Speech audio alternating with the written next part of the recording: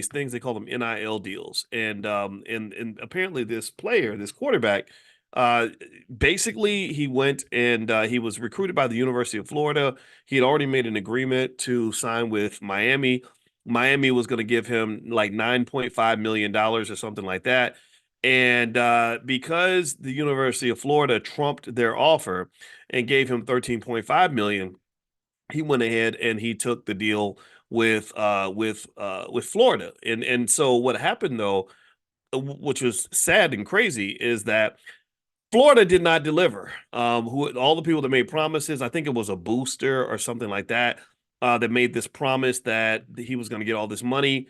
They just broke the promise. They were just like, well, hey, we don't actually owe you anything. And I don't know if it was because maybe there were no contracts signed or whatever, but it was really interesting to observe this. And so he's suing the University of Florida. He's suing the coach. The coach's name is what's the coach's name? The coach at the University of Florida's name is Billy Napier.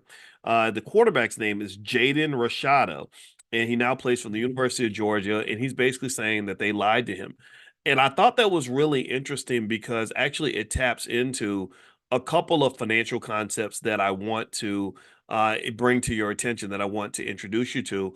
So I'm gonna read this story to you, and then I'm going to let you guys know what the financial theories are that this applies to, because actually this is an important aspect. Every morning we do this economic awareness training. Well, this is an element of economic awareness that I think is worth considering, something to think about, because a lot of you, at some point, I'm sure you want to do business. How many of you either have a business or plan to own a business? Give me a yes in the chat.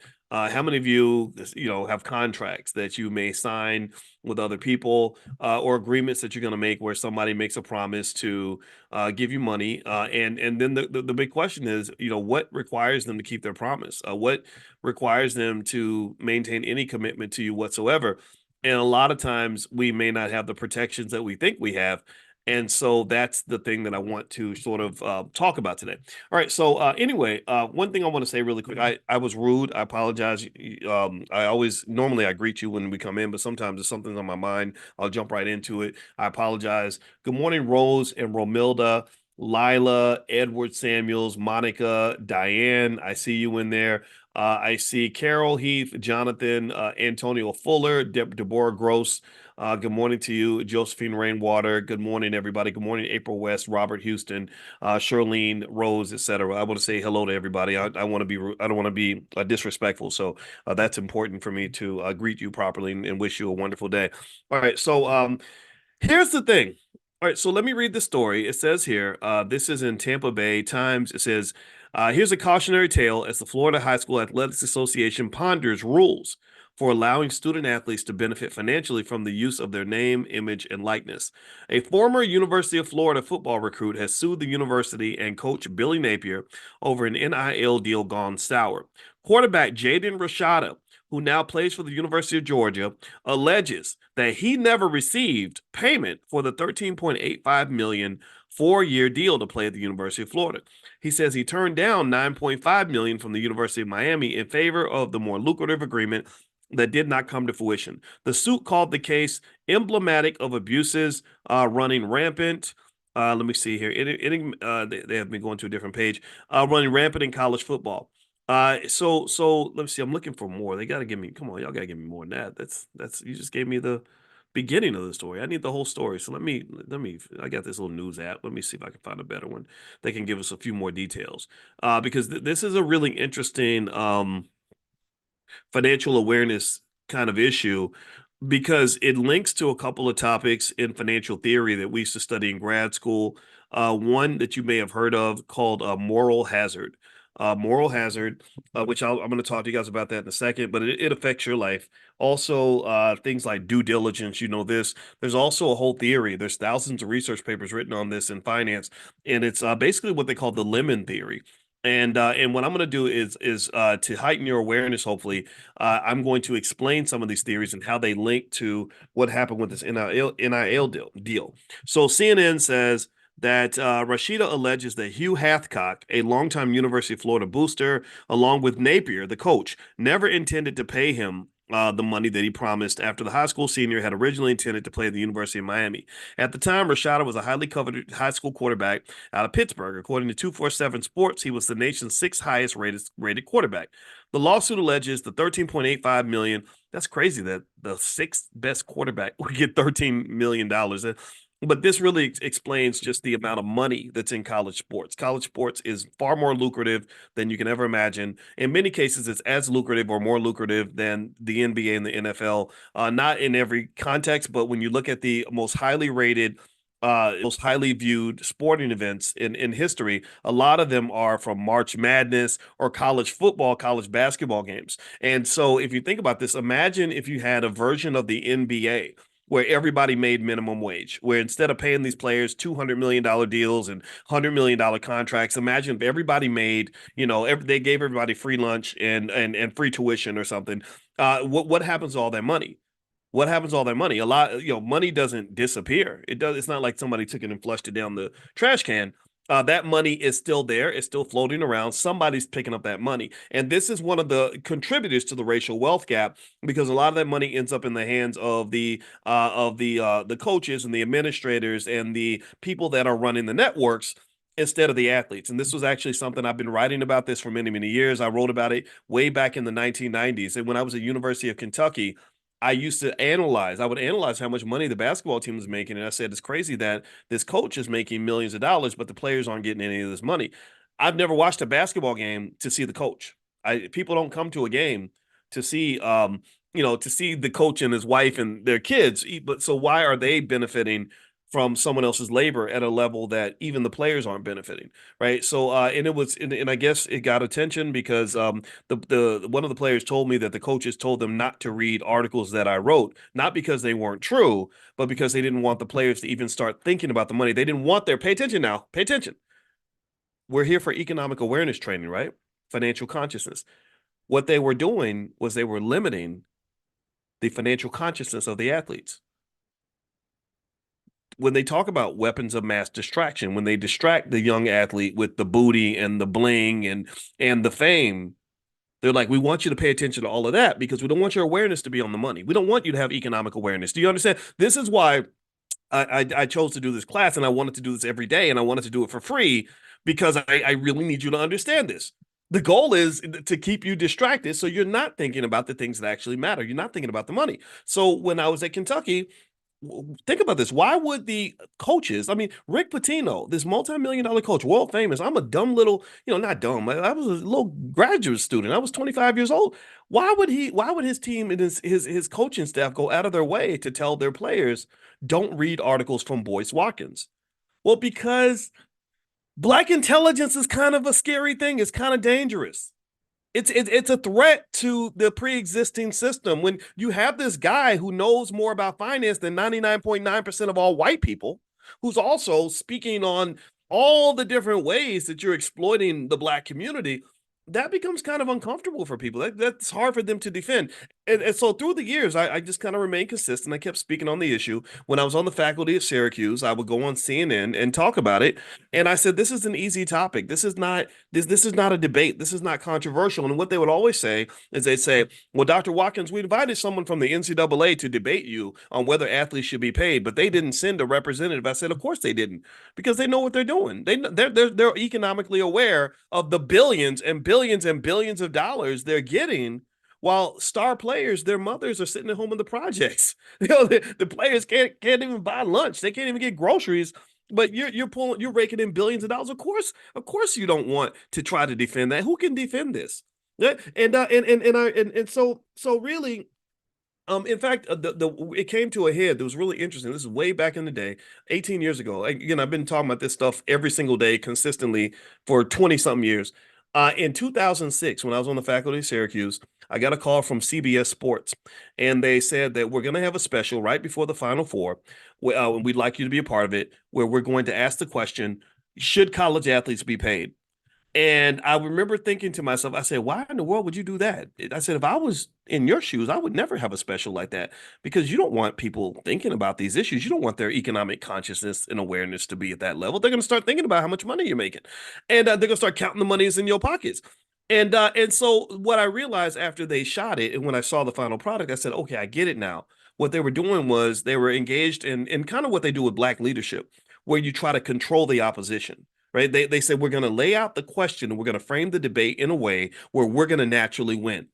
We're going to naturally win the debate because we're going to be the ones who frame the debate, the arena within which the debate takes place, the structure of the conversation, so that the only logical conclusion you can come to is that there's absolutely no way on earth for college athletes to be paid. That's what they do. And this is why economic awareness is so important, because I told you, what is awareness? What is consciousness? It's when you rise to a higher dimension. It's where you don't just focus on trying to win the game. You start asking the higher questions like, well, where did this game come from? Who made the rules? Why are we here anyway? What's really going on here? Do you understand? Because because their economic consciousness was so high, this was CBS Sports. They were signing multi-billion-dollar contracts with the NCAA and agreeing that the athletes will never get any of this money. We're going to buy them lunch and put them in school and all that, make them feel good, but we're going to keep their economic awareness low and because our economic awareness is high. They're playing checkers, we're going to play chess. They're trying to win the game, we're designing the game. Do you understand?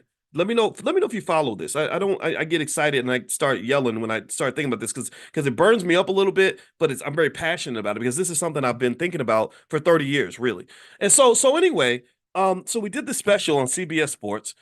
It's probably out there on the internet somewhere if you want to watch it. And if you do, you'll notice how rigged it was. It was really fascinating how they rigged it. So what they did was they would have me. I was the one guy in there who said, of course, athletes should be paid. Well, anybody should be paid for their labor. Why would somebody be able to make $1 million from me and then not get any of the money? That don't make no sense, right? So I would say something like that, right? Because it wasn't a hard debate for me. It wasn't like I had to use any brain cells to make that logical point. And then what they would do is after I made my comment, they would stack up two or three people that would all disagree with what I said. Right. And then the other thing they did was they know that it was a racial issue. They know that this was contributing to the racial wealth gap. They know that this is one of the worst, most insidious forms of racism. Economic racism is the type of racism you need to pay attention to, not whether or not the white lady at the grocery store said hello to you that morning, or whether or not this person likes black people or not. I don't care if you like me or not. Give me my money. You give me my money, you can hate me all day. You just sit back, join the haters club, because if you get money, you're going to have haters anyway. So that's fine. You can join the haters club. I will give you a VIP membership to the haters club. Just give me my damn money and stop making me think that somehow you liking me makes my life better or makes me a better person. It doesn't. White people liking you does nothing to change your life. So stop that nonsense. It drives me crazy. So anyway, we got to talk about the money. Economic awareness. So let me tell you about this special. All right. So in this special, they would, because they knew it was a racial issue, here's what would happen. I would make my comment, and every single time after I made my comment, the next person that spoke after me was always, always, always a black man. And the two black people that they used were Lynn Elmore, a great analyst on CBS Sports, and another guy named Clark Kellogg, who you've probably seen up there with Charles Barkley and Shaquille O'Neal on the TNT thing, right? And then the white guys were coming after that. It was like Mike Krzyzewski and a lot of people I'd seen in sports and stuff. Good analysts, good people, but it was a bunch of BS, right? So here's what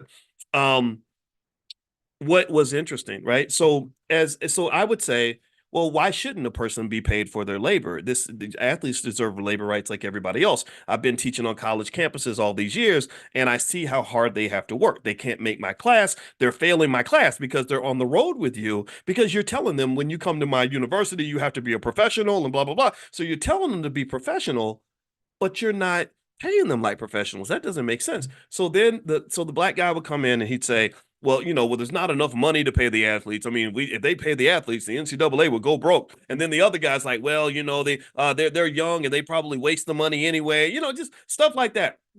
And here's the thing that was really fascinating about this CBS special. Every single person that was involved in that special, every person that was on camera explaining why athletes should not get paid was a millionaire from the money being made by the athletes. Every single person on there saying, there's no money to pay you. We don't have it. We ain't got it. Sorry, bro. Pockets light, man. I ain't got it. Every single one of those people was making over $1 million a year off of the labor of college athletes. If that's not hypocrisy, I don't know what is. That's insanity.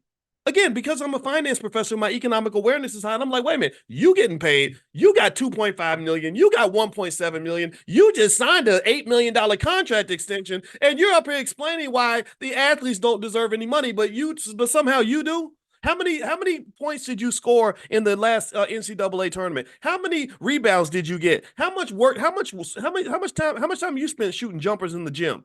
Zero. So it was really just incredible to me. See, sometimes y'all understand why I get so frustrated, because sometimes the world is dumb. Sometimes it's like dumb stuff happens and it's right in front of you, and it makes me want to pull my hair out. That's why I ain't got no hair left. I'd just be full. If I had an afro, I would have little chunks of missing hair, because it drives me crazy. It's like broad is robbery in broad daylight.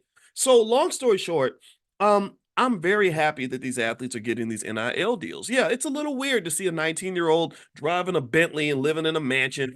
I got to get used to that, but it's been happening for a long time. You go to Hollywood, you got young kids. If you're in a movie that makes $100 million, they're gonna pay you like you were in a $100 million movie. They're not gonna say, "Well, we got you free tuition and we bought you lunch last week." They're not. That doesn't work. That does not work in a free labor market. So this brother here, Rashida, and I'm going to read more of the story, that's suing the University of Florida. I completely support the lawsuit. I think that what probably happened was they probably just lied to him and just said what they had to say to recruit him. It says here, according to CNN, he alleges that Hugh Hathcock, a longtime University of Florida booster, along with Napier is the head coach at Florida, never intended to pay him after he signed. At the time, he was a highly coveted quarterback. I mentioned that. The lawsuit alleges that the $13.85 million funded by Hathcock's Gator Guard Collective was promised to Rashada on December 7, 2022. The Gators backers also arranged a payment to Rashada to help him pay off money owed to University of Miami booster John Ruiz after the quarterback flipped his verbal commitment. So apparently he owed some money. 8 months later, Hathcock made a $12.6 million pledge to Gator boosters, according to the University of Florida. Okay, so apparently Hathcock was, I guess, the car dealer or whatever who talked to the player to get him to come there. He made a pledge to the Gator boosters. The school said it was the single largest financial gift in the organization's history. Hathcock's company, Velocity Automotive Solutions, is listed as a defendant in the lawsuit. Rashada alleges the purported money offered was to be partially funded by Velocity Automotive Solutions. According to Rashada and his attorney, Rashada's the quarterback, Rusty Harden, Napier promised the then high school senior that Florida alumni, quote, were good on their promise that Jaden would receive $1 million if he signed with University of Florida on National Signing Day. The lawsuit alleges that Marcus Castro Walker, Florida's former director of player engagement in NIL, threatened on National Signing Day that if Jaden did not sign a national letter of intent with the University of Florida, Coach Napier might walk away from Jaden altogether. So basically, it seemed like they got into this game of chicken where they're basically saying, "Look, we will give you your money if you sign, and if you don't sign, because we didn't give you your money, we might not give you your money at all." So they were kind of making this implicit threat to say that the money that we promise you won't be coming. We're going to walk away from the deal if you don't sign on National Signing Day with just our commitment, just our promise. And that's actually a negotiating tactic. If you read a book on negotiation, one of the things that they tell you to do is to walk up with what they call a credible threat. And the credible threat is that you will walk away from the deal if the person doesn't do what you say. And generally speaking, this is one of the reasons why, if you look politically, this is one of the reasons why African Americans don't get anything out of the Democratic Party, because you've never had a credible threat. You've never been able to say that if you don't give us what we want, we're going to walk away from the table. You say, well, don't lie to us and don't give us anything, and we'll still show up every single election. That's one of your big problems. I'm not saying that you shouldn't vote or who you should vote for. I'm just telling you that's what's really going on. You don't present a credible threat. And so, generally speaking, when we talk about options, remember, in economic awareness, we talk about options as an important part of economic awareness. I was just talking to our oldest son about this as I drove him to work. And one thing about options is that a person who has options typically has the most power in any negotiation. That goes for dating. If you're dating, when my girls ask me about stuff with a boy, I say, well, whoever has the most options usually has the most power. Options are power. Options are power. Options are power. And as I explained to my son this morning, I said, you know what? I said the design of a capitalist society is to make sure you don't have options. It's to make sure that your economic awareness is low. How do they do that? Well, number one, you're never really taught about things like investing and stock options and all that as ways to make money. You're only taught to go to school and get a good job, and so you can go to work every day. Number two, debt puts you in a situation where the only way to repay that debt or to try to repay it is to go to work every day. So they want you in debt. Right now, student loan debt is at an all-time high. Car loan debt is at an all-time high. What else? Mortgage debt is at an all-time high. All different forms of debt. Credit card debt, all-time high, right? So effectively, and I explained to him, I said, this is what the solution is. This is how capitalism kind of works. They want to trap you with minimal options so that you have minimal power. Even when they busted up labor unions, the reason they busted up labor unions is because labor unions are a form of power through aggregation that gives workers options to sort of pursue the things that they need. So if they chop you up and divide you up, then you don't have any options because they can just replace you with another worker. So really the same reason that they busted unions is the same reason that they bust up families. Do you understand? When you bust up a union, what you're doing is you're not dealing with a fist anymore. You're dealing with five fingers. Five fingers are easy to defeat. A fist is hard. A fist will punch you in the face. A fist will knock your teeth out. Five fingers can't do nothing. I hit my tooth real hard with a finger. It doesn't make a difference. Do you understand? So same thing is true with family. I believe, and I don't believe this was done accidentally. I believe the black family was busted up because in fact, if you come to Powernomics training tonight at 8:30, you'll read from Dr. Anderson as he explained why they made laws specifically designed to make sure that black people never aggregate, they never sort of accumulate power. The family is a fist, right? The family is a group of people all working together on the same page, on the same code of conduct, achieving the same goal.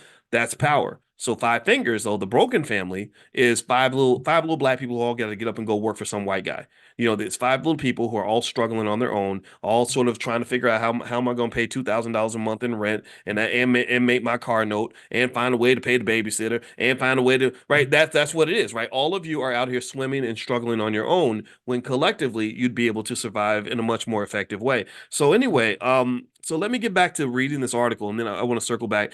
And another thing I want to mention too is if you do want to join us for Powernomics training tonight at 8:30, pull out your pen. It's free. You can join us for free. Just text the word greatness to 87948, the number 87948. Text the word greatness, and I'll send you a link to join us tonight. We do Powernomics training every Wednesday night, 8:30 p.m. Eastern. We're reading The Black History Reader by Dr. Claude Anderson. And we've already read Powernomics. We've already read Black Labor, White Wealth. After we finish the Black History Reader, we're going to read Dirty Little Secrets, all of his other books.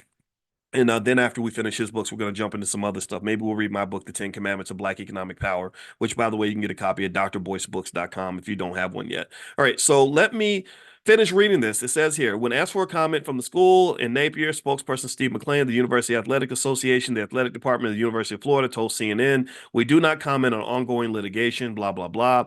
Let's see. The 37-page lawsuit states deceitful promises such as these did indeed convince Jaden to flip and sign a $13.85 million NIL deal with the Gator Collective. But once Jaden committed to University of Florida, rather than making Jaden rich as promised, these people, with Hathcock leading the charge, changed their tune and went back on their word. According to the complaint, Rashada withdrew his intent to play for Florida and signed with Arizona State in 2023. So I guess when they broke their promise, he decided to go somewhere else. And the thing is, I don't think he made any money. Let's see. The lawsuit states Jaden neither sought nor was promised any type of NIL commitment from Arizona State. So he went from being offered $9 million from Florida to $13 million $9 million from Miami to $13 million from Florida to nothing from Arizona State. And this speaks to another concept that we talk about a lot. If you're in the Prime program where we're talking about stock options, you guys know that I talk about this all the time. Again, my personal investing strategy is don't go chasing waterfalls. Don't go chasing waterfalls. Don't run away from something sturdy for something that's suspicious or something that's speculative. I don't know what the situation was here, but really, when you get an offer, the offer itself, the size of the offer is not as important as the quality of the offer. Think about this. When Byron Allen tried to buy Paramount, he said, "Oh, I'll pay 30 billion or something for it or whatever." First thing they said, okay, so where are you going to get the money? You need to prove you have the money. We need to qualify you first. And I'm not saying that he's not qualified. I'm just saying that anybody can walk in and say, I could have walked in and said, I'll pay 50 billion for it, right? I think it said 30 billion. I don't know if I said 30 million. I meant to say 30 billion. But yeah, and I'm not saying Byron Allen couldn't afford Paramount, but when you say that you're going to make a deal, you have to show that you have the capacity to fulfill that obligation. And this speaks to something that we discuss extensively in finance, another economic awareness concept called moral hazard. Moral hazard basically means that when you make an agreement with somebody, you're giving them power. If I decide, if I'm dating you and I'm free and I'm happy and we're good, and you say, well, I want you to marry me, well, then that could be a moral hazard issue because once you marry me and you get me locked into an agreement or something, or I give up other options in order to be with you, I'm giving away my options. Options have value, right? We know these things. So I'm giving away my options to focus on you. Well, now you've got a lot of power. So that means that I have to do the things that are going to help me minimize the moral hazard problem, which might be things like my due diligence. I got to investigate. I got to double check, make sure that this is going to be a safe thing for me to do. Maybe I have to require you to put some skin in the game, right? This is where the lemon theory comes into play. The skin in the game might mean, okay, look, you know what? I'm walking away from 9 million with Miami. If I'm going to go toward this other deal, I need to know that it's real, and I need to know that y'all are serious. So I demand that you give me a $3 million payment before I hit signing day. If you do not make that payment, then I am not going to walk away from something good for something that's iffy. I don't know what your intentions are, right? I think also what this does, just from a reputational standpoint, is I think it makes the University of Florida look very bad to the future recruits. Now, future recruits are going to say, or if they have smart people around them, which I hope that they do. I mean, just as a side note, I think every young person that wants to be financially smart, if you're smart, you're gonna get a smart person to be around you, somebody that you can trust. Shaquille O'Neal is gonna be a billionaire because his mama was smart, his daddy was smart, and when he went into the NBA, they helped him make smart decisions that have helped him make hundreds of millions of dollars because now he just owns a little bit of everything. He's doing really well financially. Um, I met when I was at the Get Money Fest in Florida. I met a young artist who was 22 years old who he was trying to be hard, but when you get my age, like you look kind of, it's almost like cute, like, oh, you trying to be a thug, that's cute, right? But anyway, he had just signed with Lil Wayne's record label, and I remember I said to him, and he was listening to me. I always pay attention to see if people aren't listening, I don't talk. I don't waste my time talking to people who don't want to hear what I have to say. But he was really listening, and I said, my advice to you is, as you go into this crazy world where you're gonna have a lot of unknown unknowns, get somebody that's older and wiser and smart that cares about you, and keep them in your corner and listen to what they say. Like, get a smart group of people around you that can help you make good choices to navigate the space, because you have an opportunity of a lifetime, and you don't want to make the mistake a lot of young people make, where they get thrust into this situation where suddenly money is easy, women are easy, life is easy, everything you want, connections are easy, and then you mess it all up. And then what happens is that you end up in this almost like this spiritual graveyard of all these artists, all these people that used to be big, maybe when they were like 22 or 23 years old, where their economic awareness was very low. But then they get older and they look back and they say, man, I really got screwed.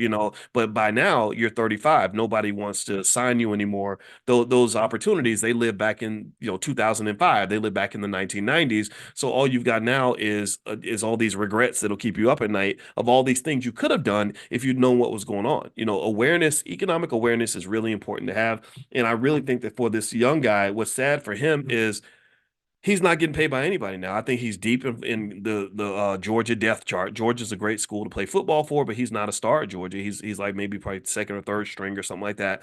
And they're not paying him any money. So now that 13.5 million or that 9 million from Miami that would have been life-changing money is poof, gone. It's gone. And it doesn't sound like he's ever going to be in the NFL.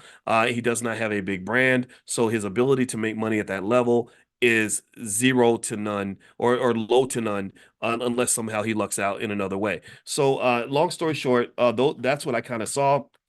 And I would say to you that, let me just say this. One rule that I have in business is that I don't typically walk away from something that's working for something that may or may not work. I don't, so when someone comes along and says, oh, this is working and you're making X amount of dollars from doing it this way, well, do it this way. You can double your money I'm usually the guy who says, no, I know that this works and that's really important. Or I know that I know what this person can do.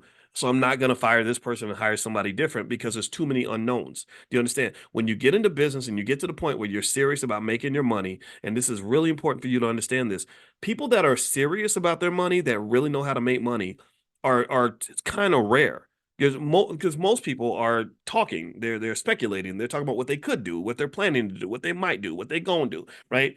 It's very rare when you have people that are like, no, this is what we did. No, we did sign $1 million deal. We did make $8 million, like, whatever, right? And people that are in that category, I believe, are or should be very skeptical of anything that's new that comes on the horizon, even things that look good, as a way to kind of elevate whatever you're doing.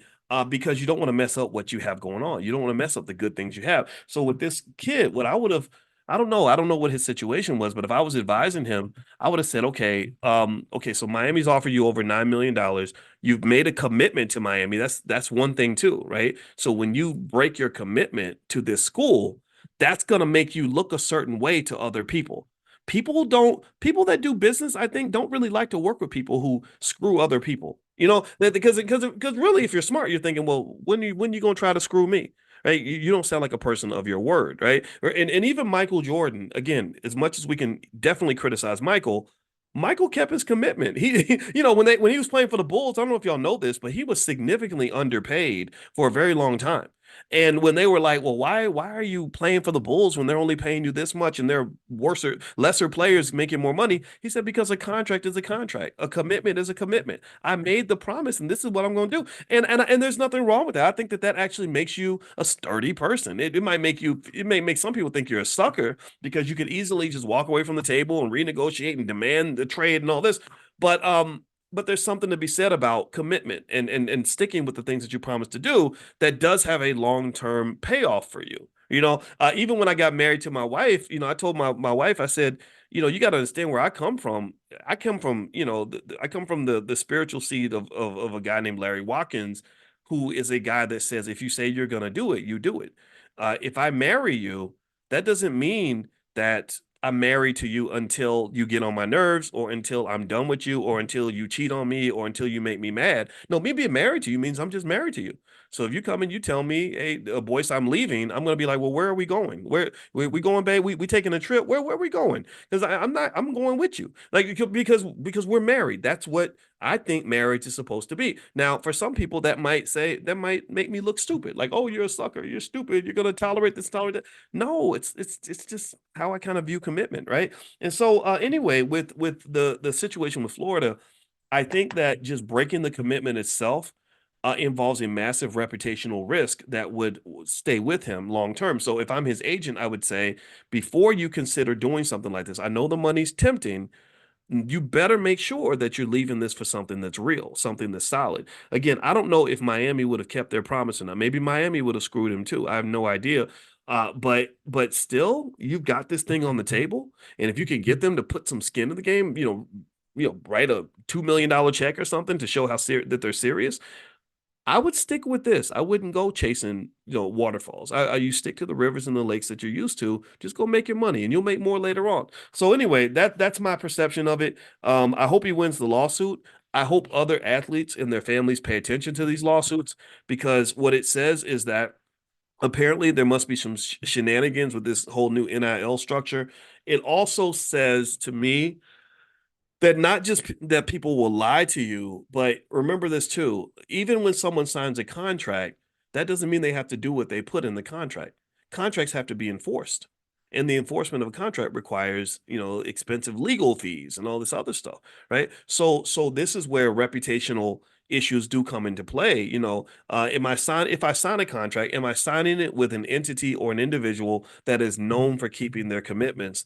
That's different from signing with someone who is a little bit sketchy and shady. I'll give you a couple of real examples that are happening right now. One is out in Europe, there was a soccer team that got bought by some company that paid an insane amount of money for the team, and they made all these big plans based on all these hundreds of millions of dollars that the company had promised to put into the town that the soccer team was located in, and all this other stuff. He didn't keep any, they didn't keep any of those commitments because their financing was very weak and their company basically had some issues. And next thing you know, they made all these plans for nothing. And they didn't really check to make sure that they could actually come through with the financing that they promised that they would use in order to make the purchase. The second example is, did anybody hear about this? Let me know if you heard about this. The University of Florida A&M. I think it was FAMU. Tell me if I'm wrong. I believe it was FAMU. They just had a donor that popped up, some guy, I don't know who he was, who came in and said, I want to give $230 million to the school. Did anybody see that? How many of y'all saw that? Let me know if you saw that. Was it FAMU? I want to make sure I get the school right. Because I know I remember Morehouse had Joe Biden speaking. They gave him an honorary degree. A lot of people kind of clowned him for that. It's kind of weird. Like Joe Biden's a Morehouse man now. Remember when he told us that if we don't vote for him, then we ain't black. So, well, man, I guess now he has more authority because now he's a Morehouse man, which come on, Morehouse. That's a little weird, but whatever. But anyway, so yeah, so the guy promised them $237 million in stock. And what happened was that because they were so excited to get this new donor, they let him become the commencement speaker, I think. And when he became the commencement speaker, later on, I think after that happened, after they allowed him that stage, later on they found out that the donation was not from a reliable source of funds. I think the stock that he offered, from what I've read, was not worth what he said it was worth, right? So don't just listen to what somebody says. You got to look at what they do. That due diligence piece really important. Sometimes there's no replacement for simply letting time just sort of kick in. A lot of times money again, this is economic awareness training. I want to keep you aware of that. So sometimes what money does, remember, money affects your brain like a drug. So a lot of times we get excited to be around people that have money. If there's a millionaire or a billionaire and you're at a party and someone says he's worth $1 billion and the billionaire wants to be your friend, you got to remember that sometimes that's a trap. There are people, and I've seen this because I've known famous people. I've been around billionaires and all this other stuff, and a lot of people systematically use their fame or their perceived financial status as a gateway to instantly gain your trust. So that man that you think is very, very wealthy, he steps in and he says, "Hey, girl, how you doing, ma'am?" And you're like, "Oh my God, this rich man wants to be around me." And next thing you know, he's coming in and he's asking for things because he expects you to deliver those things because he's rich. But then what happens is he never actually delivers anything. So my rule when I meet rich people, when people say, "Oh, you should meet him, Dr. Boyce, he's worth $100 million," I'll be like, "Well, how much of that $100 million is he giving to us? And how much of that 100 million is going toward anything that allows me to feed the people that work for me or to take care of my family?" I'm not saying I don't want to consider meeting the guy, but I'm not going to be impressed just because of how much money you got, because how much money you got ain't got nothing to do with how much money I got. And also, I don't even know you. I don't know how you got that money. You might be ruining my life. You might be pulling me in the middle of some stuff I don't want to be a part of. So just really don't ever get so infatuated with the idea of being around people that claim to have money that you cause it to get you to drop your guard. Right? Because again, if you're economically aware, financially conscious, you kind of keep that guard up a little bit. You're aware, you're kind of observant, you're paying attention. But what happens with money, because money is a drug, drugs cause you to drop your guard, that you drop your inhibitions, right? And then there are people that use that to their advantage. So just be really thoughtful about that. This is just my experience, and that's what it is. All right. So what I want to do is today I want to answer a few of your questions. You can put some questions in the Q&A section. Just quick reminders that you put your questions in there, and I'll answer a few, and then we'll bounce out for today. Number one, make sure you're on the text list for economic awareness training every day.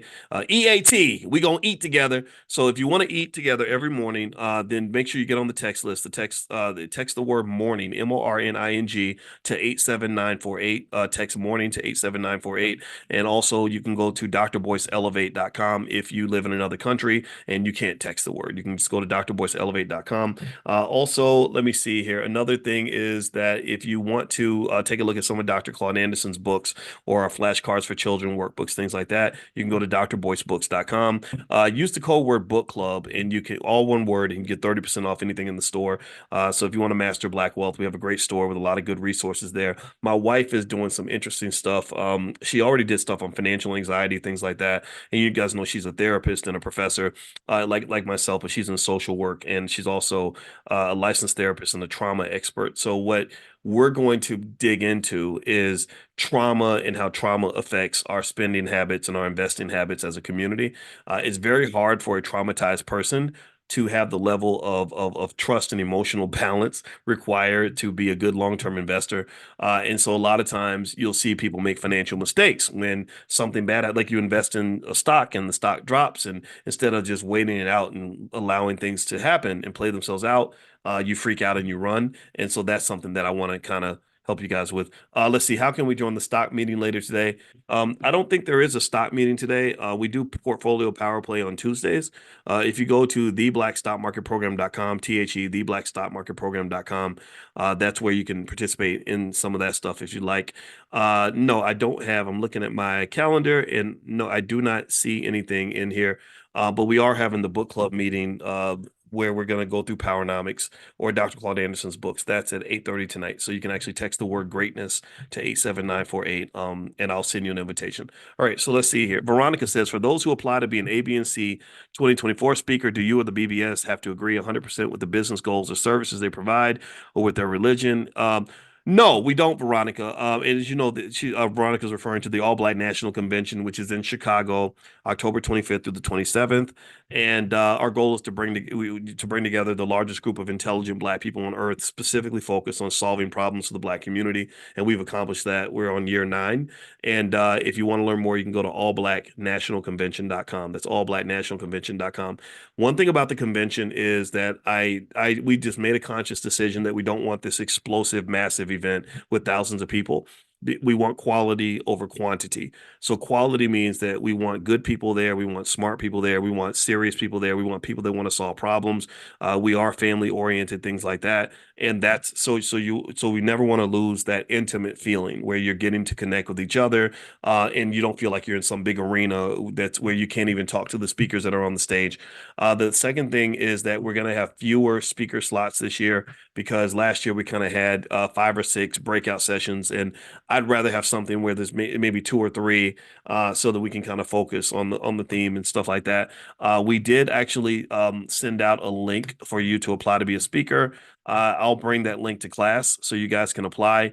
We cannot promise that you would be selected, but if you are a speaker, you have something to say, or a business or something that you want to mention or promote, there's speaker slots and there's also vendor slots.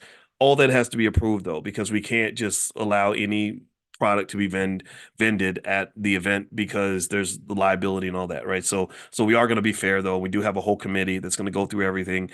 And so if you have some way we can help you, or if you just want to invest in yourself and purchase a vendor spot or even sponsor something, we're definitely open to that as well. It just has to fit with the mission of what we're trying to do. All right, so let's see here. The FAMU investigation donations under investigation. Yeah, I'm curious to see what the outcome is. I'm not going to assume that it's not real.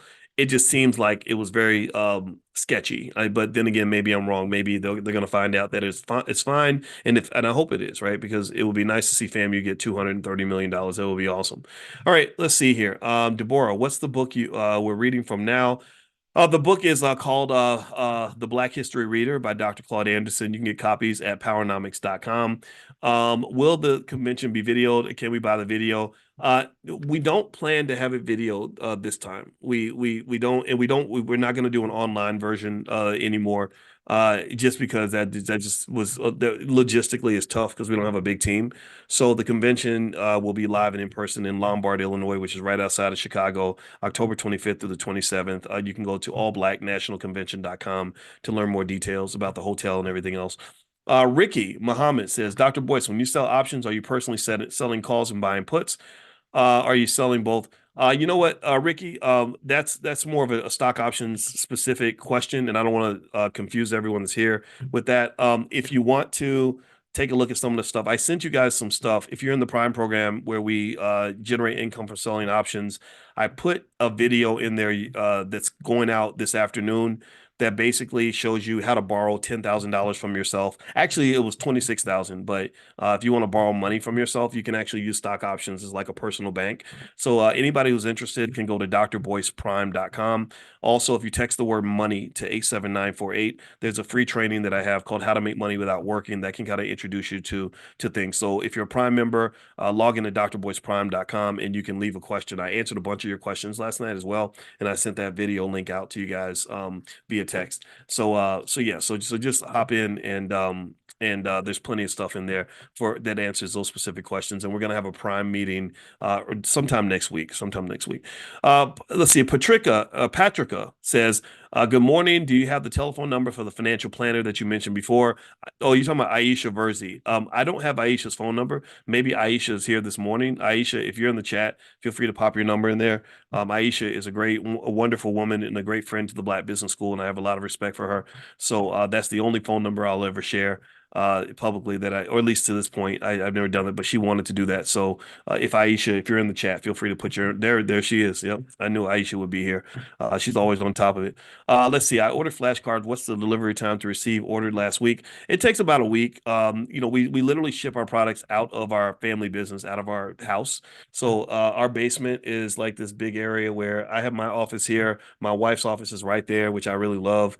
And it's better than like when I was at Syracuse, you had your colleagues like, in the same hallway or whatever, but we didn't really talk to each other because it was kind of awkward.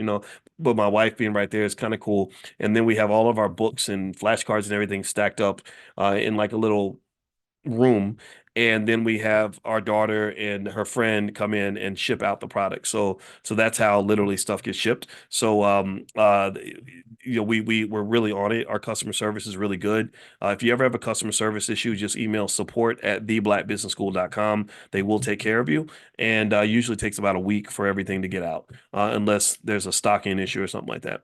Let's see here. The YouTube page for the ladies. Yes, good question. That is Fly Nubian Money. Fly Nubian Money, where we have a group of really smart Black women that get together every afternoon and they talk about economics and they talk about issues that are happening in the world, but from an economic standpoint. And we created that mainly because we believe Black women should have a strong voice in the community, not just rappers and stuff like that. So basically, that's what Fly Nubian Money does, and they meet every single day at 1 p.m. and you can join them. Just text the word Queens to 87948, and you will get a notification when they go live, and then you can go check them out. I hope you'll step in and consciously support them. Like don't just passively watch, but like get in there and make comments and stuff, because I really think that this type of encouragement, it incentivizes people to do more and to try harder, right? So when you're in there and you're making comments and you're talking to them and saying great job and how you doing and here's my question, I think it just gets people motivated, right? Because unfortunately, the internet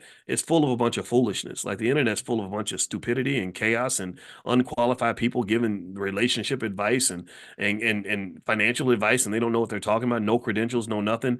Well, my wife has a whole PhD in this stuff, and so I think people like that should be heard over people that have no credentials and no qualifications, but they just sound good on the internet.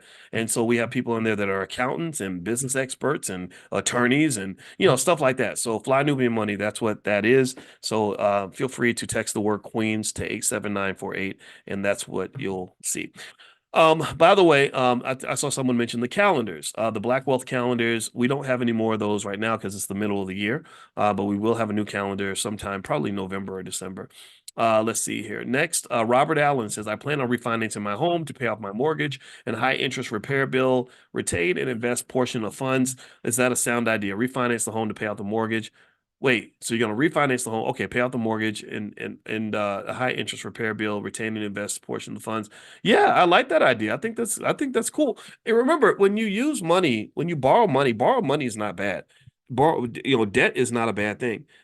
Debt is a good thing if you have a productive use for the debt. So think about taking on debt. The way you should, in my view, the way I think you should look at taking on debt is like hiring an employee. If I hire somebody and I pay them to do something that's going to make money for our business, that's a great move. But what if I hired them to do nothing and sit around and just, eat potato chips and watch TV with me all day? Well, that's a waste of money, right? So credit card debt, most of the time when you borrow money to buy clothes or go to dinner or whatever, That's wasted. That's financial dead weight. That's financial fat. But if I use debt, even high interest debt, to go and accomplish something financially that allows me to make more than I'm spending, well, that's a good move.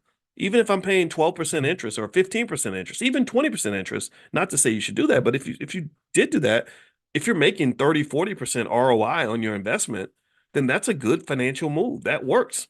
You're making more than you spend. That's one of the rules of money that people forget because they make it overcomplicated. But a lot of most of making money comes down to buy low, sell high. Just spend less than what you're making. If you're making more than you spend, then you have a surplus. If you have a surplus, that gives you the opportunity to build wealth. See, what you got to understand is that most people in America do not have an income. My friend Julian Gordon, who worked with us in the Black Business School for years, he said this, and I love this statement. Most people don't have any income. And what does that mean? Well, you don't have income because if you look at a company and you look at how they measure income, they take all the revenue and they subtract the expenses. So if your expenses are equal to your revenue, like they are for a lot of people, then you have no income. You have revenue, but you don't have income. And income is what allows you to build wealth. If you look at an accounting statement, all the income goes into retained earnings, and which is basically kind of the wealth and the equity value, the net worth of the company. So if you don't ever have a surplus between what you make and what you spend, it's very, very hard to build wealth. So make sure you get in a position where you have some type of surplus. Sometimes debt can help with that. I've seen people, for example, in the Prime program who did get like a HELOC and go and buy, some shares of a company that's going to make them money because they're selling the options or whatever. And then next thing you know, they have a surplus and they're able to make enough money where they can go back and make those interest payments on the debt. And they've got this extra cash flow coming in. So most companies in the stock market are valued based on this concept called free cash flow.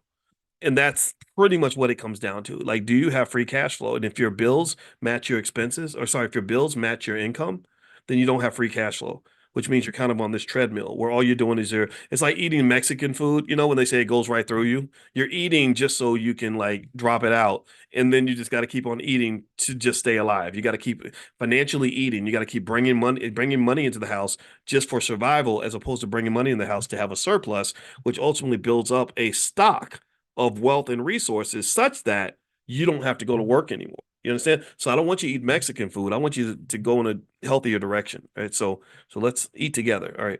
EAT, Economic Awareness Training. How cool is that? I love those great acronyms. All right. So let's see. Randall, I won't have the recommended amount between 5K and 10K to start trading options until February next year.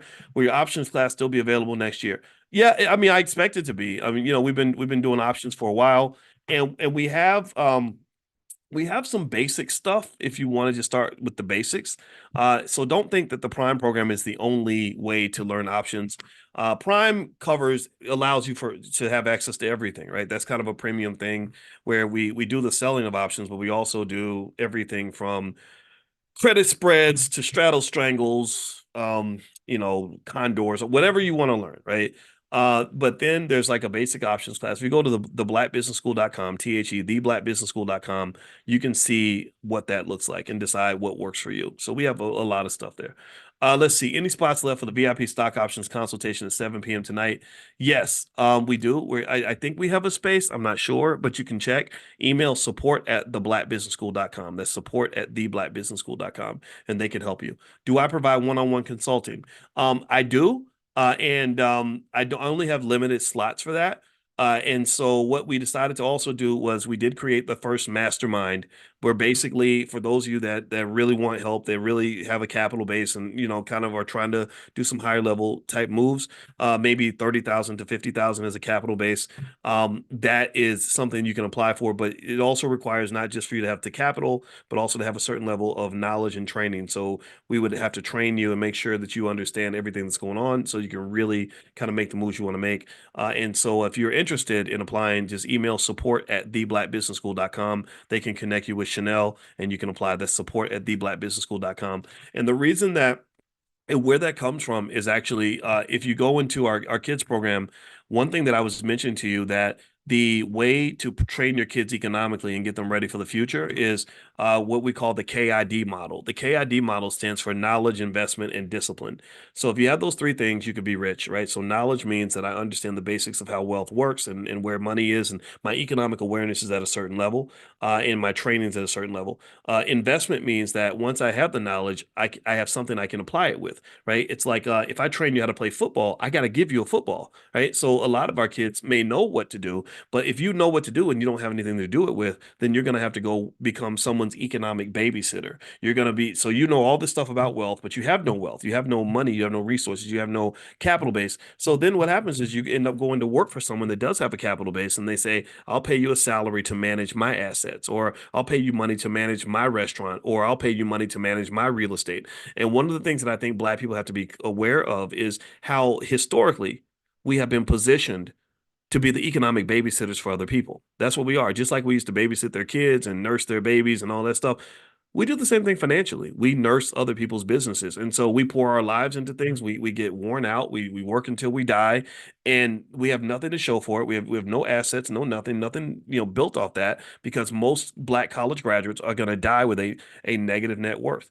Right? Like process that. Think about this. You have millions of people in our community who got the bachelor's degrees, the master's degrees, the PhDs, and the law degrees, busted their butts for many years, didn't, did what they were supposed to do, worked really hard at a job, and their net worth is less than a newborn baby. There are newborn babies being born in the hospital right now that have a higher net worth than a lot of our college graduates. 55-year-old college graduates have a lower net worth than a newborn baby. It's not supposed to be like that, right? And a lot of what the reason that happens is because your economic awareness is kept very, very low. This is why I decided to do economic awareness training, because I said, okay, if we are aware of what's going on, that's that first step to actually solving the problem. Okay. So anyway, it's the KID model, KID, knowledge, investment, discipline. You do that for your child, they're going to be very wealthy. All right. So anyway, one thing I want to mention too is if some of you are asking about our kids program, yeah, that's at blackmillionairesoftomorrow.com. And actually we have something, I think that my marketing manager mentioned we have something that you can pick up for free for your kids. If you go to b1millionaires.com, be the number one millionaires.com. I don't know what it is. I don't know what she offered. I know she gave something there. So if you want to go pick up something free, just go to b1millionaires.com, and there should be something there. All right. So a few more questions. How do stock options play into taxes?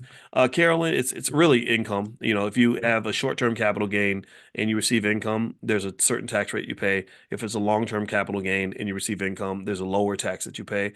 And tax management strategy. Again, I'm not a tax specialist, but that is something that is important to consider, because if you make money, Uncle Sam's always going to want their cut. Let's see. Eunice says, will there be a shuttle from the airport to the convention this summer? We can work on that, Eunice. I'm going to look into that. I don't know if this hotel has a shuttle. Actually, let me text um, Charlene, the event planner, to see.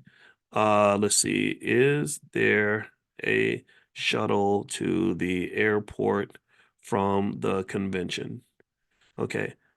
And I should say Eunice wants to know. So I just literally text the event planner for you, Eunice. So just ask me that question later and I'll get you an answer. And the convention is October 25th through the 27th in Lombard, Illinois, right outside Chicago. It's at the Westin. It's a very fancy, nice hotel, but it does not cost much. I think we got them to drop the price to like $150 a night. We encourage you to bring your family and friends. We challenge you to do that, because building wealth and being great is much more fun when you have people that you can do it with. If you don't have those people in your life, then come to the convention. You will meet those people. You will meet like-minded people. I mean, if you think about this, I want you to consciously process this for a minute. And I'm not bragging or nothing, but I want you to really think about this. Like, is there anybody anywhere that you find online that talks about what we talk about here, the way we talk about it? And I say we, I'm talking about you and I. I mean, I'm not saying that I'm some special person. I don't want to be special. I want a lot of people to be able to do, but there's nobody doing, everybody else is doing their own thing, and it is what it is. But no, and I talk like this because I know things that people don't understand. Professors are different from regular, like just some guy who learned how to buy stock. Like, it's a different level of understanding. Like, I had to learn this stuff I had to take math classes that would make your head explode to understand the deep foundational theoretical statistical models that underlie like the way stock prices and asset prices grow. And the way I learned it was I would have to use my imagination and use analogies to understand how certain things connected and flowed. And it took 20 something years to really see it this way. So here's the thing. The more, and I talk a lot, I deliberately talk a lot to you every single day because I want to get it all out. I really do. I want to explain it over and over so we can internalize this into our culture because I'm absolutely convinced that we have the answer. I'm 100% convinced that we have everything we need. Everything we need. There's so much wealth in the Black community, it would blow your freaking mind. There is so much potential, so much possibility. But there are also these demons that are lurking in the background. There are these obstacles that we're not aware of that we have to confront. That's why I hired therapists to come and work in the Black Business School because so much of it is based on mindset. So much of it is based on just self-confidence. If you don't believe that you're capable of doing something, it doesn't matter how much potential you have. It doesn't matter how great you are.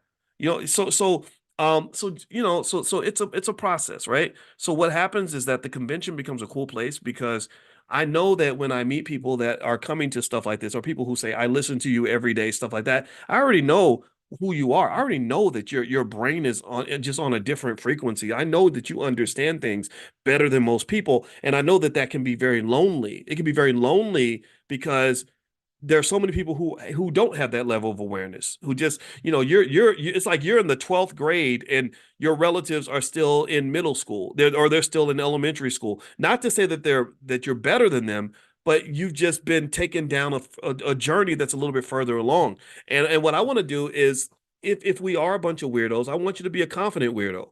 I want you to be confident that at some point they're going to know a lot of what you know. It just may take them two generations to get there. I really firmly believe, without a doubt, that the stuff that we're doing right now is the kind of stuff where somebody 80 years from now is going to watch these videos and say, "Oh my God, they were so ahead of their time." Right? So be ahead of your time, be confident, and don't look around for other people to validate it because they're just not going to be able to do that. But being in a space where people think that that's normal and feel comfortable with that is pretty awesome. Because I can tell you, when you understand things and you have an awareness of a problem and you know how to solve it, and you get that feeling of freedom and liberation to say, wait a minute, I don't have to be broke. I don't have to be here. I don't have to go to work every day. I don't have to live this life. That's pretty awesome, right? And I want your kids to be raised in the middle of that awesomeness. Like I want them to feel it and see it from the time that they're little and then just grow up in it. And that way they don't have to overcome the psychological barriers that plague you and I. So anyway, I'm gonna stop y'all yapping about it. I'm gonna go ahead and answer a few more questions and we're gonna bounce on out. Make sure you get on the text list so I can remind you when we do Money in the morning. We're gonna do this tomorrow morning at 10 a.m. Eastern. So if you aren't on the text list, text the word morning to 87948 and I'll send you a link. All right, so let's see. Deborah says PTSD. Is there a group or how we get personal sessions with Dr. Alicia? Yes. My wife, she's a licensed therapist and she does see clients on an individual basis and also couples and families.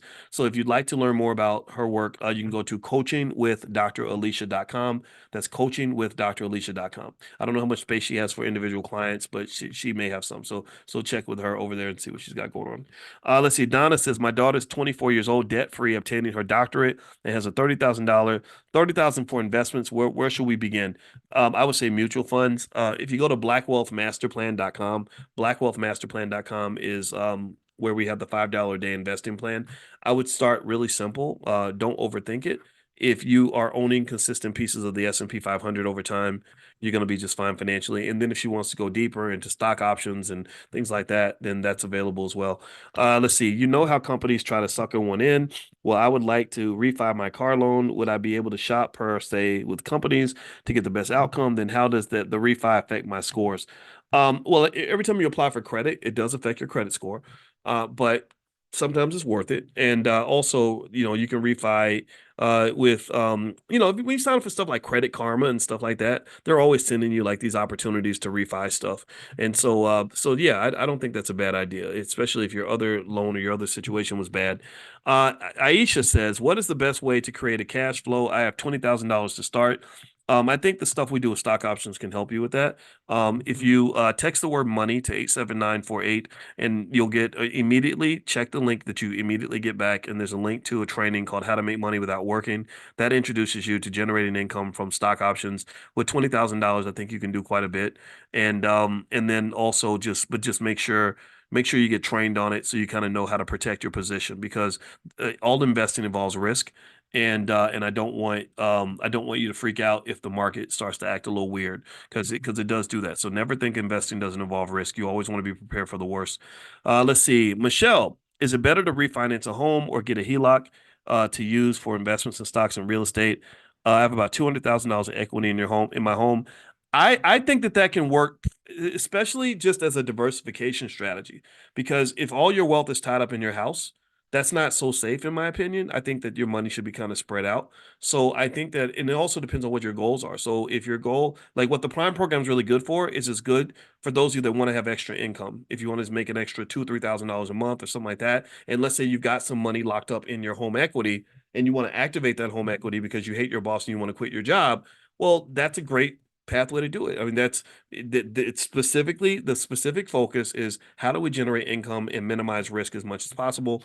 That's all we focus on. So if you go to drboyceprime.com, you can take a look, and there are students who have gotten HELOCs. Again, though, safety is literally my number one concern. So I always want you to be safe. And also just know what you're getting into. That's why the training is so important. You don't just want to blindly do stuff. All right, let's see. Sharon, do you ever vote on issues? Let's see. Do you ever vote on issues related to stocks you own? Yeah, well, when you're a stockholder, you technically get to vote when the company makes decisions because you are the owner of the company. But I don't vote a lot of times, honestly. I did that's it's just not of interest to me. But yeah, you technically can vote. Disney had a big proxy fight recently, and they were doing campaigns to get their shareholders to vote in their favor, and they won the proxy fight, and it was a waste of money. It cost, tens of millions, if not hundreds of millions of dollars to do the proxy fight. What proxy fight is where they fight for control of the company. So a guy named Nelson Peltz, basically started the fight. Did you say KED model? No, it was KID model, knowledge, investment, discipline. Our kids program for business is our HBCU for children. That's what we call it. Is at blackmillionairesoftomorrow.com. We have training programs in stock market investing, real estate investing, entrepreneurship, crypto, etc. Also, there are self-study examinations that your child can take to make sure they know the material. And then on top of that, when they're done, they can get a certification in that area, like a little degree they can put on their wall. We created that because self-esteem is an important part of wealth building. So we want kids to have high doses of self-esteem at an early age, high doses of self-identity at an early age. So when they get that little piece of paper and they can put it on their wall and they say, gosh, I'm really good at real estate or I'm really good at stock market investing, our hope is that they will internalize that. In fact, that's the result. That's what we're seeing. And what it does is it burns that internal fire to get them to want to do more. Because a lot of kids like money. A lot of your sons, especially that are struggling in school, put some money in front of that little boy and let him make his own money and watch how that changes his behavior. I've just seen it happen a million times. There've been, kids who were like me. When I was 12, 13, I didn't like school. School was boring. I didn't get along with my teachers. I got in trouble all the time. I was always in detention. But when I made money, when it came to making that money, oh, I was 100% serious. Right. So sometimes with kids, when they act a damn fool, it's just a matter of giving them a sense of purpose. When they get a purpose, they focus. The purpose could be playing a video game. It could be playing a sport or whatever. And in this case, the sport is money. There's no better sport than making money. And this is a sport that, unlike basketball, football, and cheerleading, these are sports they're going to do for the rest of their lives. They're going to go pro in making money. They're going to have to go pro in the game of life. They're going to have to. They're not going to go pro playing basketball 99% of the time. They're not going to go pro playing football, but they are going to go pro in the game of life. And a big part of game of life is money. So why not get them started on their training on this game at an early age? The logic is very, very simple. So the guarantee that we make with our children's program is that when your child completes the program, they go through the modules and take the exams and get their certificate, they will have a higher financial literacy than the average educated adult in that area. That is how serious we are. This is stuff, the material in our kids program is the same stuff that we taught adults when I was at Syracuse University. I just condensed it so that children could understand it at the age of 7 or 8. And when I tell you it makes a difference, I'm not kidding. We've got kids that come through. There was a 19-year-old girl that came to the Get Money Fest that already had thousands of dollars in her stock portfolio who'd been studying. She started late. She started when she was 17. But even then, she started earlier than most people do. And she was on top of her game, right? But really, my goal is not to have our kids starting at 17 or 18. I want them starting at 4 or 5. I mean, think about this. We're the best basketball players in the world, best football players in the world. We're the best in the world at twerking and sprinting and singing and all this stuff. Why are we so good at it? We're amazing when it comes to going to church every Sunday, right? There's so many things that we're great at, and it's because we start early. You got to start early. Jewish people start their kids early. Rich Jewish people, anyway, not everybody, but that's what they start their kids early. So start the kids early. Everything that other people do, there's nothing magical or mysterious about how the Jewish community accumulates so much economic power. It's not magic. It's not, at least not to me, it's not. I know exactly what they do. But the thing is, you got to be serious about it. What is your plan? What is your power play? So that's it. I'm done. Thank you for listening. Blackmillionairesoftomorrow.com. That's where our kids program is. Summertime's coming. Give your kids a couple dollars as an incentive to complete the material. They will thank you for the rest of their life. I promise you. And you're going to need that too. That's another thing too. People forget this. Dr. Claude Anderson mentioned this to me the other day. He said, Boyce, kids are the best blessing that you can have because he said, when you get older, you're going to need your kids. You're going to need them to be able to come through for you. So a lot of people don't see this. People that don't have economic awareness, that don't have long-term insight, they don't get this. You're 30, 40 years old. You look at kids as a nuisance. Like all these kids are going to get in the way. I want to have 10 girlfriends or I want to just live my best life and travel and all that. And you see kids as just kind of a waste of time. But wait till you get about 75 and you need trips back and forth to the doctor. You need somebody to drive you to the doctor, or you need somebody that can help you pay for an in-home nurse aide or something. It's real out here. It is real. I spend thousands of dollars every month making sure my parents have everything they need when it comes to their care. And I just sometimes think, gosh, what if I wasn't here? What if we weren't here at all? What if they had none of us and it was just those two? It would be much harder for them. Let me just say that. Okay. So anyway, let me finish answering a couple more questions and we're going to bounce out. Let's see. Do you do one-on-ones? Okay. Yeah, absolutely, Roxanne. Email support@theblackbusinessschool.com, support@theblackbusinessschool.com. They can get you started to see if we can schedule a one-on-one. I don't do a ton of them, but we can, they can, there is a fee now, so just be ready for that. But let's see, Antoinette, what do you think about universal life insurance? I think universal life insurance is better than nothing. I don't think it's necessarily the best use of money per se, but I don't think it's bad. I think that I think that the cash value life insurance policies, whole life, all that, I think these things are okay in terms of like just having some sort of an investment vehicle that can help you to move forward financially, right? So, is it the best option for me? No, it's not, but I think it's great for people that maybe don't have anything else going on, because what's happening is that you're contributing to the wealth accumulation process because you're doing something consistently every month that's going to add to your bottom line. It's going to give you a stock of wealth, right? So this is what wealth is. Wealth is nothing more than an accumulation of regular activities that you've done over a period of time that has led to something substantive, right? It's like if I decide I'm going to drive to California, how do I get there? I don't drive to California in 2 hours. I don't drive really fast for a couple hours. I have to drive consistently over time. So after I've done that for, a week or whatever, you add up all the miles I've covered 3,000 miles. So wealth is nothing more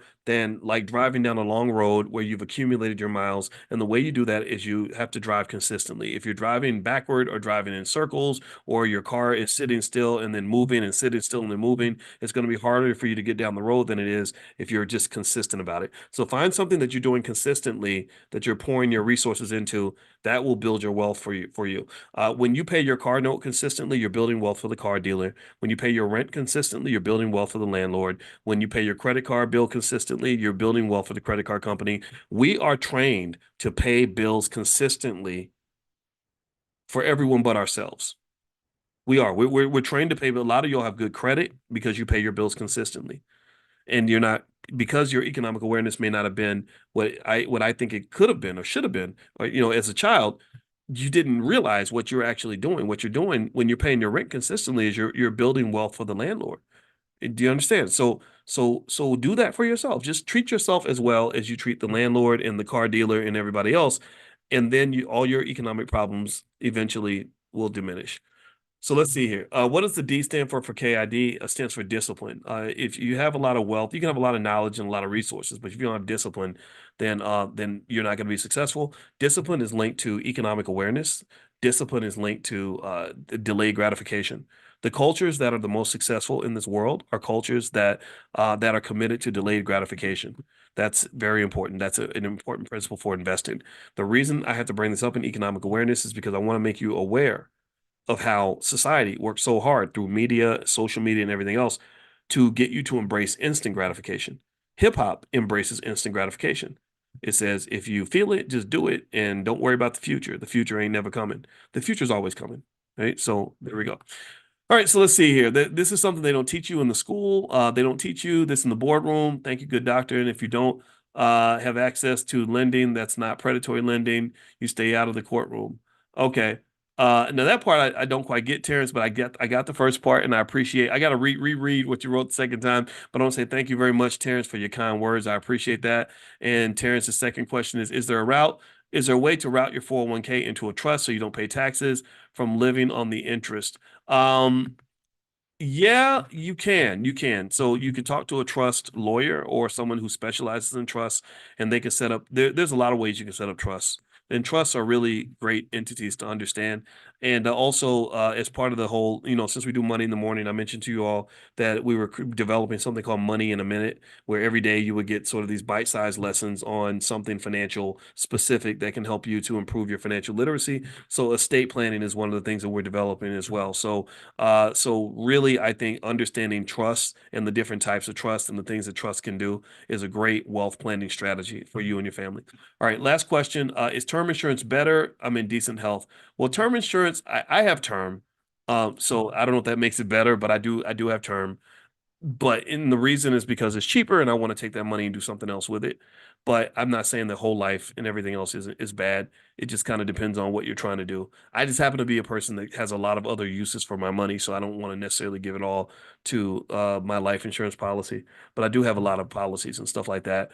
And the reason I did it that way is because I want to, the way I grew up is that what a man does to really add value to the people he cares about is you show your masculinity by being protective of others. You add value to their lives by making their lives better, not worse. And because men have power, we have a lot of power. And I know I feel like as a man I feel I know I'm powerful. I know that I'm powerful in terms of influencing you and influencing my family and all that stuff. And I want to use that power in a productive way. So my thought was that I want to make sure I use that power by doing two things. Number one, if I talk to you or interact with you, I want to make your life better. I want to make you smarter. I want to help open a door for you. I want to make you more, encourage you. And that's why I love talking to kids. Even if I talk to them for a couple minutes, I'm always thinking like, what can I say to this child that's going to leave a lasting impact? That's going to help them to really, really see their potential and do something great. But then second of all, I want to protect you. Right. With my family and my family's big. My family includes any of you that come in here every day. I see you as a part of that family in the sense that I was thinking to myself, I said, well, what if I died tomorrow? Like all this stuff would kind of end. And I said, okay, so I got to make a plan for that. So I've been spending a lot of time. Number one, I have a bunch of life insurance policies, mainly because I want to make sure a lot of that money goes to what we're doing, like to sort of accelerating the movement and all that. Because I know that if I was dead, my team would not have they would lose a valuable asset. So I want to replace that. And then also, I wanted to make sure that there's like a wealth boost. I think that your goal should be that if I die, I want to be in a position where if I die, there's going to be a wealth boost to the people that I leave behind that will allow their life to be a little bit better than mine was, right? So insurance gives you an opportunity to do that. I'm a big advocate for really thinking about your insurance needs and policies and all that. And that's just a critical part of your legacy. So don't allow yourself to be stuck in this a lack of awareness where you forget that we're all going to die. We're all going to die. I'm going to die. You're going to die. I'm not scared of death. I'm not scared of death because I'm prepared for it. Do you understand? So just know that there's good news to go with the bad news. The bad news is that you're going to die. The good news is that you can live forever if you prepare in advance. And when I talk to our youngest every single day, she graduated from middle school yesterday, and she knows my favorite saying. My favorite saying is preparation is the key to success. And part of preparation is connected to awareness. Awareness and preparation are like siblings. If I'm aware of what's coming down the road, I'm aware of how things can change. I'm aware of where I am. I'm aware of that things can go bad. Well, then what do? I prepare. And if you think about this, I want you to process for a minute how many people you see in your life who get slammed by life because they were not prepared for the worst. That's the thought I'm gonna leave you with. I want you to think about that. Look around. This tells you what we're up against. This is what we're fighting against. That's very common. It's very common to see black people who fall into the labyrinth of victimhood. They live in the hell of like, I'm a victim, everything's bad. They look at what happened to me, look at what they did to me. This was terrible. And people who are aware and who prepare are not as vulnerable to that. And I think that there is a like almost like a victimhood class they put us through to teach us like, no, don't prepare because you're black. You're too stupid to prepare. Just sit there and let the world victimize you. And then you get the mantle of saying, I'm the victim. And I don't want to be nobody's victim, man. I don't want that. That's not how I was raised anyway. So anyway, I'm gonna go. Thank you guys for listening. I appreciate it. Tomorrow we're not going to talk a whole hour and 20 minutes, but I hope this conversation was beneficial to you. I hope you learned and gained something. Just a quick reminder, tonight we are going to meet for Powernomics training. If you want to join Powernomics training, we're reading Dr. Claude Anderson books word for word. We've been doing this for years. You can text the word greatness to 87948. Text greatness to 87948. And also, if you want recordings of all these trainings that we've done every morning, just go to drboycedaily.com. You can become a premium member of our Money in the Morning club, if you want to call it, and get access to every single training that we've done. We've probably done over 100 now just this year alone. So you can go to drboycedaily.com. The first month is free. So take care, guys. Have a good day. I'll see you soon. Love you. Bye.